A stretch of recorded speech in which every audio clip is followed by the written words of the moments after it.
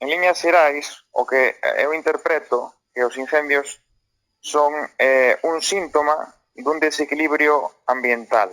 A ver, para explicar isto, simplemente dicir que os incendios poden acontecer naturalmente por causa de raios, de feito no distrito da Fonsagrada adoita haber, Ujú.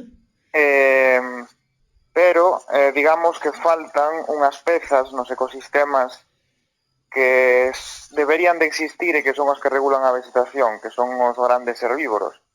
Entón, na sociedade tradicional galega, desde o neolítico, desde a domesticación, ata máis ou menos mediados do século pasado, o pastoralismo con ovellas, con cabras, con vacas, tamén polas accións directas sobre bueno, superficie arbórea ou mato que a humanidade facía, dos aproveitamentos, levaban a que a vegetación estivera de certo xeito regulada.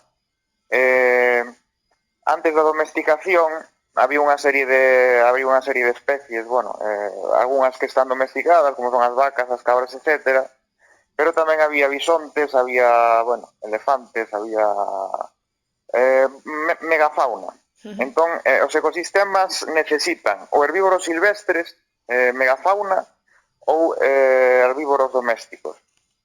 Iso vese claramente bueno, algo que aconteceu en África no século pasado, creo que foi a principios do século pasado, en zonas onde non existía domesticación, onde había povos de cazadores-recolleitores e grandes manas de herbívoros, entrar a peste bovina, as manas de herbívoros. A medida que se iba reducindo o número dos grandes herbívoros pola peste bovina, ibase incrementando o número de incendios en número en extensión por causa dos rayos. Despois, cando os herbívoros se van recuperando porque os teñen a resistencia ás enfermidades, a medida que os herbívoros van medrando, vaise reducindo o número de incendios. Isto aparece nun libro que se chama As leixes do Serengeti, dun divulgador que é Sin Carlos. Entón, basicamente, os ecosistemas están, as leixes da natureza que implican os ecosistemas necesitan que existan esas especies,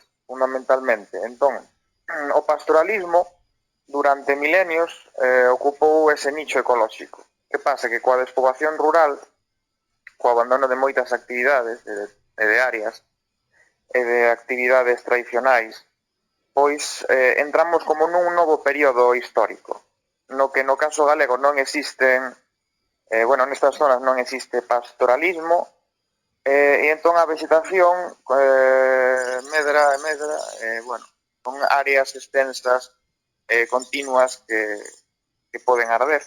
Por outra banda, temos tamén a política forestal, non? Ujú. O tema das especies pirófitas, é dicir, vese moi claramente, o caso máis claro foi no incendio do Courel, falamos dun incendio que tivo unha extensión, foi o máis extenso registrado na historia de Galiza. Eu estive ali unha semana despois do incendio para ver o que sobrevivira. E o que quedaban ali eran carballeiras e prados. É dicir, as frondosas e autóctonas son árbores que teñen unha capacidade moi elevada de impedir a expansión dos lumes. Non así en cambio os eucaliptos, os piñeiros, son especies pirófitas que biolóxicamente están preparadas para sobrevivir ou perpetuarse como especie en casos de que haxa expansión do lume, non? O eucalipto rebrota, o piñeiro, moitas especies igual, despois propáganse. Eh, E, bueno, en liñas xerais teríamos estes factores ambientais e logo teríamos o factor dos pirómanos ou dos incendiarios. A grande parte dos incendios que acontecen aquí pois están provocados. Unha cousa son os pirómanos son xente que bueno, básicamente como se tiveran algún tipo de afección psicolóxica no que sinten unha estimulación ao provocar lumes, e os incendiarios son persoas que queiman cun obxectivo. Eh, claro, se mellora, é dicir, independentemente da causa de inicio dun incendio, sexa un rayo, sexa unha negligencia, sexa que se escapa un lume por un desbroce que salta unha chispa, ou sexa unha persoa que ten a intención de queimar, se os nosos ecosistemas están preparados estratégicamente, bueno, seguindo basicamente a lógica natural, pois non teríamos esta situación que temos agora. O modelo intensivista non é un modelo que aproveite o territorio, é dicir, un modelo que non encaixa no que serían estas leis da natureza que che comentei, porque, é dicir, unha granxa intensivista na que as vacas, os porcos ou o que sexa están delimitados nunha nave, aínda que necesitan insumos por medio de, bueno, por cuestións das plantacións que se fan millo ou que sexa para alimentalos, que, bueno, moitas veces, xa sabes, ven de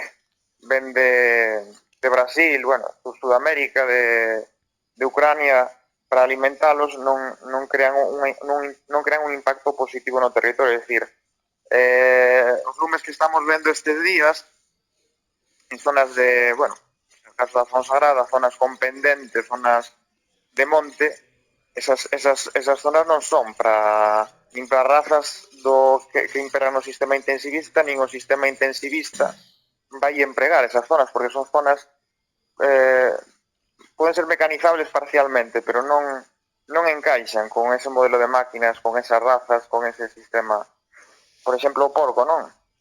Unha granxa de porcos intensivista non é o mesmo que estes modelos de granxas de porco celta que se van rotando en extensivo, crean un impacto moi forte na masa, creando devesas e todo isto, non? O mesmo que as cabras e as vacas, é dicir, o modelo teria que ser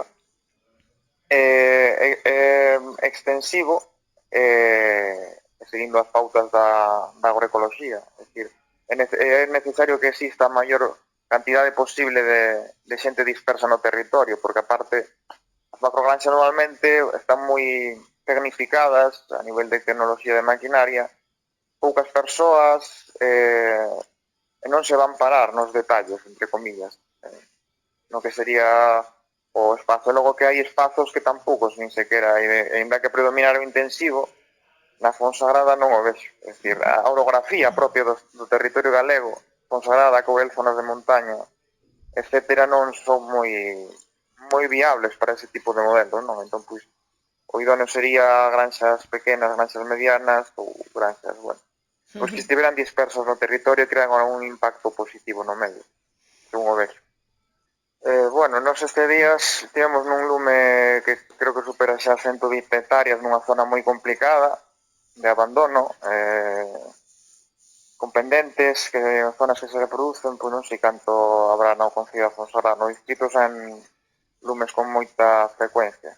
Que facer ao respecto, non? Porque é moi complicado, bueno, na miña experiencia, na de moitas outras persoas, cando emprendes intenzas desenvolver unha actividade agrogandeira, por exemplo, o que aconteceu coas axudas estas como era?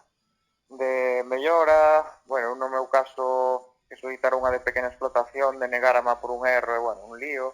As axudas, por exemplo, a do 22 de ecolóxico, que se denegaron por falta de presuposto, vale, en cambio, gástanse decenas de millóns de euros en apagar incendios todos os anos, cando se poderían, pouco a pouco, canalizar para que fora real, non? Esa posibilidade de que chegara os gandeiros, as persoas gandeiras e agricultoras, e que tiveran un impacto positivo no medio, e que tamén igual en determinadas zonas se tivera en conta incluso a presenza de herbívoros xestionados de algún xeito, modo que se coñece como regualdo.